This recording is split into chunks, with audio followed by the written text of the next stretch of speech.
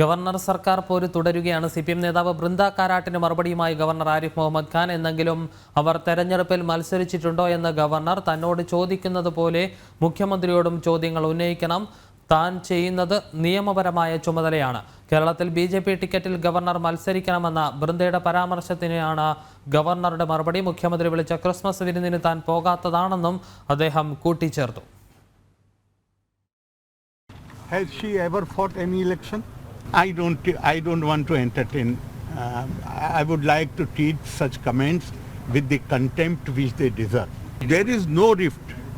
I am doing my legal duty, statutory duty. There is absolutely no rift. I don't want to comment on all these things. Invitation is there in Raj Bhavan. Go and see it. But why I should explain it? It is for you to find out. You ask me questions. You don't ask questions there. That is your problem. ശാലിനിയുടെ വിശദാംശങ്ങൾ നൽകുന്നതിനായി. ശാലിനി, ബൃന്ദ കാരാട്ടിന് കൃത്യമായ മറുപടി തന്നെയാണ് governor Arif Muhammad Khan നൽകിയിരിക്കുന്നത്.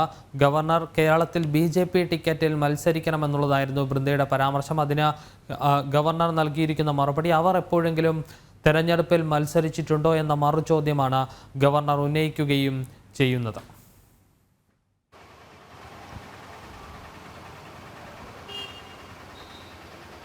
വിഷ്ണു, അതുതന്നെയാണ്.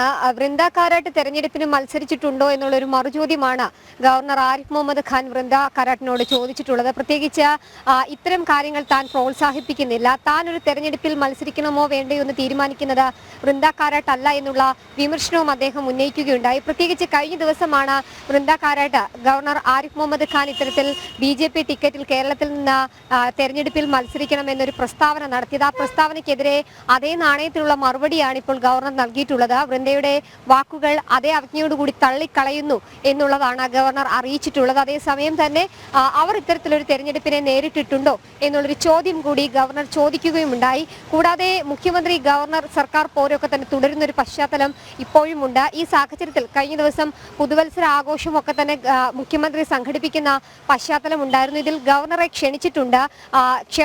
ക്ഷണം സ്വീകരിച്ചുകൊണ്ടുള്ള അല്ലെങ്കിൽ ക്ഷണം നൽകിക്കൊണ്ടുള്ള ക്ഷണക്കത്ത് രാജ്ഭവനിൽ എത്തിയിട്ടുണ്ട് എന്ന് ഗവർണർ പറയുന്നു. പക്ഷേ താൻ ആ ഒരു ക്ഷണം സ്വീകരിക്കുകയോ ആ പരിപാടിയിൽ പങ്കെടുക്കുകയോ ചെയ്തിട്ടില്ല. അതിന് കൃത്യമായ കാരണങ്ങളുണ്ട്. മുഖ്യമന്ത്രിയുമായി തനിക്ക് യാതൊരുവിധ പ്രശ്നവുമില്ല എന്നും ഗവർണർ ആവർത്തിക്കുകയുണ്ടായി. മുഖ്യമന്ത്രിയുമായി ഭിന്നതയില്ല, താൻ ചെയ്യുന്നത് നിയമപരമായ കർത്തവ്യം എന്നുള്ളതാണ് അദ്ദേഹം അറിയിച്ചിട്ടുള്ളത്. ഒപ്പം തന്നെ വിരുന്നിനുള്ള ക്ഷണക്കത്ത് സ്വീകരിക്കാതെയും ഒപ്പം തന്നെ താൻ പോകാതിരുന്നതിനും ചില കാരണങ്ങളുണ്ട്.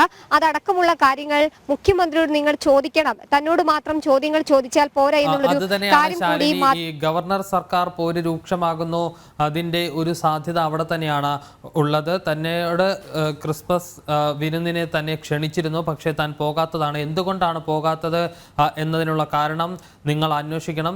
തന്നോട് മാത്രം ചോദ്യങ്ങൾ ചോദിച്ചാൽ പോരാ, ഇതേ ചോദ്യങ്ങൾ മുഖ്യമന്ത്രിയോട് ചോദിക്കുന്നതിനുള്ള ഒരു ധൈര്യം മാധ്യമങ്ങൾക്കുണ്ടാകണം എന്നുള്ളതാണ് ഗവർണർ തുറന്നടിച്ചിട്ടുള്ളത്. അതായത് താൻ കൃത്യമായ രീതിയിലുള്ള സന്ദേശം തന്നെയാണ് നൽകുന്നത്, തൻ്റെ ഡ്യൂട്ടിയാണ് താൻ ചെയ്യുന്നത് എന്നുള്ളതാണ് ഗവർണർ ആവർത്തിച്ച് വ്യക്തമാക്കുന്നത്.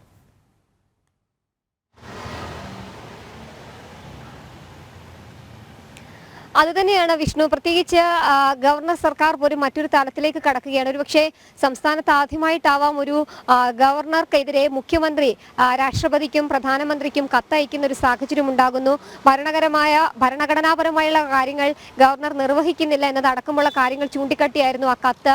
ഇനിയിപ്പോൾ ജനുവരി മാസമാണ് പുതിയ ബജറ്റ് സമ്മേളനം ആരംഭിക്കാനിരിക്കുന്നു. അപ്പോൾ ഈ നിയമസഭാ സമ്മേളനത്തിൽ അവതരിപ്പിക്കേണ്ട നയപ്രഖ്യാപന പ്രസംഗം ഉൾപ്പെടെ ഗവർണർക്ക് മുൻപിലേക്ക് സർക്കാർ എത്തിക്കേണ്ടതായിട്ടുണ്ട്. ഇതിലൊക്കെ തന്നെ ഈ ഒരു ഭിന്നത രൂക്ഷമായി തുടരുമെന്നുള്ളതിൽ സംശയമില്ല. ഒരു രീതിയിലും ഒരു അനുനയത്തിനില്ല എന്നുള്ളത് സൂചിപ്പിക്കുന്നത് കൂടിയായിരുന്നു ഇന്നത്തെയും ഗവർണറുടെ വാക്കുകൾ എന്നുള്ളതാണ് പ്രധാനപ്പെട്ട കാര്യം. തനിക്ക് മുഖ്യമന്ത്രിയുമായി ഒരു രീതിയിലുള്ള ഭിന്നതയും ഇല്ല, പക്ഷേ ചില കാര്യങ്ങളിൽ വ്യക്തതക്കുറവുണ്ട്, ഒപ്പം ചില കാര്യങ്ങളിൽ അവ്യക്തത തുടരുകയാണ്, അസ്വാരസ്യങ്ങളുണ്ട് എന്നുള്ളത് തുറന്നു പറയുകയും ചെയ്യുന്നുണ്ട് ഗവർണർ. എന്തായാലും അദ്ദേഹം ഇന്ന് തിരുവനന്തപുരത്ത് നിന്നും പോയിരിക്കുകയാണ്. ഇനി 2 ദിവസത്തെ ഡൽഹി സന്ദർശനമൊക്കെ പൂർത്തീകരിച്ച സ്വീകരിച്ച ശേഷമായിരിക്കും അദ്ദേഹം തിരികെ എത്തുക. അപ്പോഴേക്കും ഒരുപക്ഷെ ഈ നയപ്രഖ്യാപന പ്രസംഗം രാജ്ഭവനിലേക്ക് എത്താനുള്ള സാധ്യതയുമുണ്ട്. ഒരുപക്ഷെ മുൻ വർഷങ്ങളിൽ കണ്ടതുപോലെ തന്നെ ഒരു ഗവർണർ സർക്കാർ പോരിന്റെ മറ്റൊരു തലത്തിലേക്ക് കടക്കുന്നതായിരിക്കും വരുന്ന നിയമസഭാ സമ്മേളനത്തിന് മുൻപിലുള്ള നയപ്രഖ്യാപന പ്രസംഗവും ഗവർണറെ ക്ഷണിച്ചുകൊണ്ടുള്ള സർക്കാരിന്റെ നടപടികളൊക്കെ എന്നുള്ളതാണ് ഏറ്റവും പ്രധാനപ്പെട്ട കാര്യം. എന്തായാലും ഒരു രീതിയിലുമുള്ള അനുനയത്തിന് സർക്കാരുമായി ഇല്ല എന്ന് ഊട്ടി ഉറപ്പിക്കുന്നത് കൂടിയാണ് ഇന്നത്തെ ഗവർണറുടെ പ്രസ്താവന. മാധ്യമങ്ങൾക്ക് മുൻപിലുള്ള അദ്ദേഹത്തിന്റെ ചില പരാമർശങ്ങൾ, ഒപ്പം തന്നെ വൃന്ദ കാരാട്ടിനുള്ള അതേ നാണയത്തിലെ മറുപടി. വിഷ്ണു. ശരി, ശാലിനിയാണ് വിശദാംശങ്ങൾ നൽകിയത്.